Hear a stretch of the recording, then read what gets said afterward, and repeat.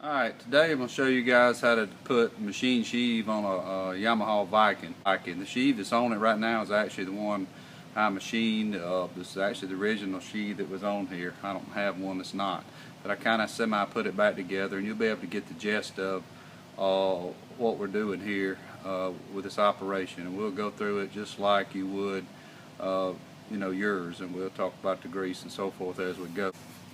Alright, when you get it, the first thing I take off, and this is kind of going to be over here to your side. I'll turn the camera a little bit. You're going to take off this side panel. There's about 3 clips right here, 1 screw here, 2 screws in the back panel, and then this comes off. And then you got a panel that comes along here that uses those push pin screws, whatever. They're not screws, so I take a little pick and pick the center, and then I take a pair of actual wire cutters and pull them out. So you take this panel off, it's attached here and here, down through here. Alright, then that leaves our cover, alright, right in here. That's going to leave the clutch cover. Now on the bottom, I don't know, you can probably see this hose. There's a U-shaped clip on the bottom of the cover. So you want to reach your hand in and pull it out of the cover. Take all the 10mm screws out. Of course, there is a vent that comes in here in the side. And I take the boot off on both places with the boot, and I pull out the push pins up here on the top and just take the whole entire vent out. I leave the other vent here in place, but I take the boot off of it, take all my screws out. I use an impact. And then the very front one up here, you can't get an impact to, so I use a 10mm wrench. And then you simply slide your cover off, and that's where we're at this point. Now, like I said, this particular one has our machine sheave on it. We don't put the cover back on, but since this is the way yours would basically look, this is the way I decided to do it. So here we are. And also, this one's only got 2 screws in it, not the 4. So I take a 10mm on the extension. My top left and bottom right's already out. You reach in and grab them with your fingers like so. And then usually set that way. Pull it. Alright, now one thing you want to pay attention to, the other one is these guide pins. They're going to be on this is bottom left and top right. I've got to remember to go find them one. After being off 40 times, I've dropped it and didn't realize it. Okay, the next thing I do is take a screw that we send with a kit. It's a little 6mm screw. There's 2 threaded holes in the secondary. And I screw this in. What this does is it spreads the sheave apart for reinstallation. Alright, you can screw it in until the bottom's out. Now you can see how loose that belt is. I take my impact 22mm socket on it. Alright, and take it off. And just, even though this is an installation, part of the disassembly, I do want to talk about this, and I'm going to visit again, because this is the #1 screwed up installation error. This is not a washer. This is a spacer. Right here on the shaft sticking out past this cam plate is the splines. If you were to put this washer on there and tighten it up, it would tighten up against the splines. And then as soon as you drove, it would come out, it would move out and twist out. And this has messed up many people, not many, but a handful of people's brand new machine sheaves on a Rhino, and then they think we got a bad product or whatever. No, you didn't put the washer on right. And then grab it. And it's off. Okay, that's it as far as pulling it off. I admit this is not the most ideal workbench and all, but again, we've got a mess in the what I call the little shop. So we're just kind of halfway doing this. All right. So this is a sheave. Yours would have all these screws in it. Mine, it's only got 2. So the first thing you'll do is take your screws out. Alright, now yours is not going to want to come off because of an O-ring. And what I typically do is take a flathead screwdriver and put up underneath the edge on one of these little heat sink deals and pry up and just kind of work my way around prying this up. Okay, so mine come off real easy. And you're not going to put these back, so you can set them aside and you're going to take your O-ring out. Now yours presently will be full of grease. This one's not because I've cleaned it. So you're going to take your cam plate out. Alright, now then, only part in your sheave that you're going to reuse, if you bought a new one from us and didn't send it in to get done, only part you're going to reuse is the cam plate. Okay, so you're going to clean the crap out of it with degreaser, carb cleaner, whatever, and get all the grease off of it. Alright, on a new sheave, if you've got a brand new sheave like this one is this guy's original that I machined, cleaned all the grease out of it. But anyway, if this was a brand new sheave from us and you was getting ready to put it all back together, you take your finger, put down some wheel bearing grease, just a little bit, and wipe it around inside. I've already put a little bit in this one. This is the only place grease is going. Okay, so you got your brand new sheave here, and you put it down, and you put your greaseless roller weights in it that we sent you. Just drop them right down in the track. And there's no, people ask me what direction. It doesn't matter. They're 18 grams no matter what direction you turn them.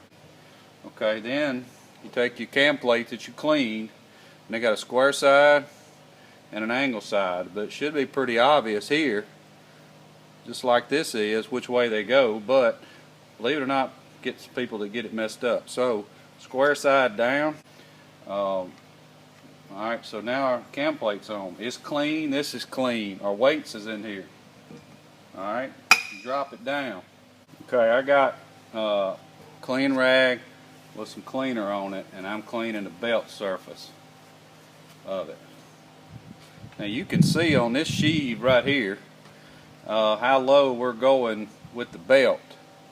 Alright, we don't really want to get any closer than that, and I promise you it's sticking out of the secondary as high as we want to go. So our low end performance is definitely improved on this. And there was a rumor on our Rhino sheaves they cut belts. Well, crap, that was a competitor. Look how it's pretty far away, so it's not going to be cutting it.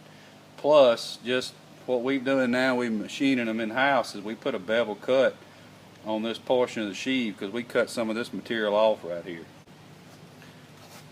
Alright, before I put this back on, one of the things I want to tell you about is, and you can, I'm not going to redo a bunch of videos on how to take secondaries apart and changing springs. That video already exists for the Rhinos. Exact same, basically the same clutch. So just to get the Viking secondary off, you simply remove this 22mm nut and slide it off. But now it's going to hit this vent right here and not want to come off. So right up here on this corner is one of those push pins, and there's a pin that goes in here. So you pull that out, kind of give this a pull this way. There's enough movement in that rubber boot to get it over, and you can swing it forward and slide it on off. And then, like I said, follow our other videos for secondary clutch, spring, cleaning, everything. That's pretty much the same video. Alright, so we got our screw in here to give us our slack. This is the Gate C12 belt we're using. That's required, absolutely required for this machine sheave on this Viking. You can't get the top end speeds without it. Alright, so alright, now I'm going to just literally pick up the camera here and show you these splines real close and then back out. Alright, let me see. I don't know if it focuses, but do you see where there's splines sticking through right there? You got to push this up, give your belt enough slack to push it up that these splines are sticking through. Now, one of the differences between the Viking machine sheave and our Rhino is we're not using 1/2 millimeter shim on this. We think that we've got it as low as it already needs to go, and we're not going to put it on there. Okay, so with our sheave back in place, the belt slack, you hold it on. Of course, you got to hold this piece together when you pick it up, or weights will fall out. Trying to spacer, not washer, put it on. Now, like I said, you'll see right there how much bigger it is in the threaded area, but it's not very much bigger than the splined area, and it'll hang right there on the spline. I usually put my finger on it to hold it best I can, right on the very tip. Screw that nut in. Alright, then you can just take a visual, and you can see that that washer is equal all the way around the nut, so we know that it's centered. Now this part is the Get Service Manual. It's what I do. I don't necessarily recommend you do it. You should torque it to the manufacturer's spec.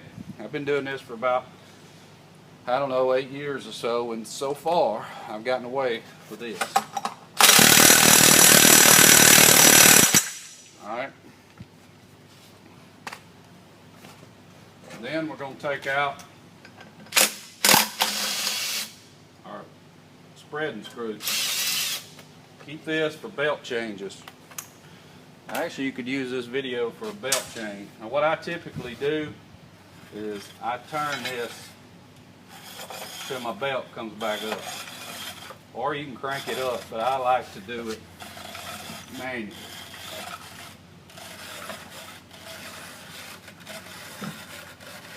The belt's walking its way back up.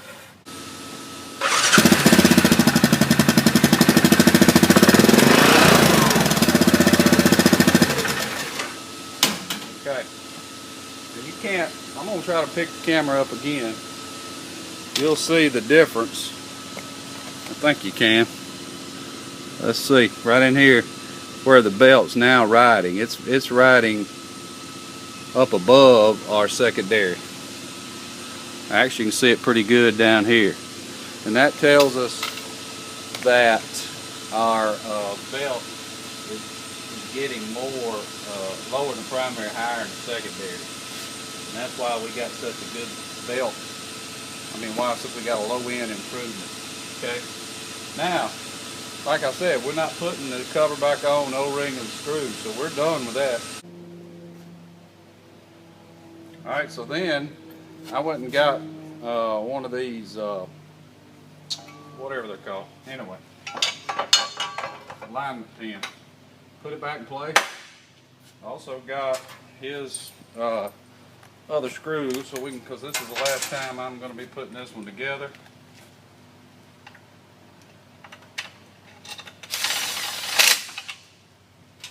Longer screws go in the bottom left, top right.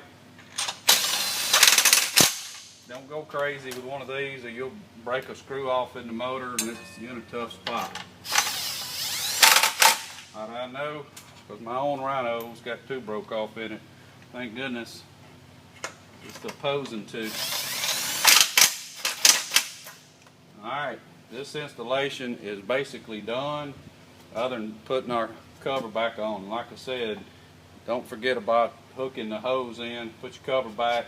I use, and it makes it a lot easier, carb cleaner on those boots. It makes them real pliable and makes them slip on easy to go back on. It's kind of, this one's kind of a booger, but I use this to spray on the rubber boot to make it pliable and go back on.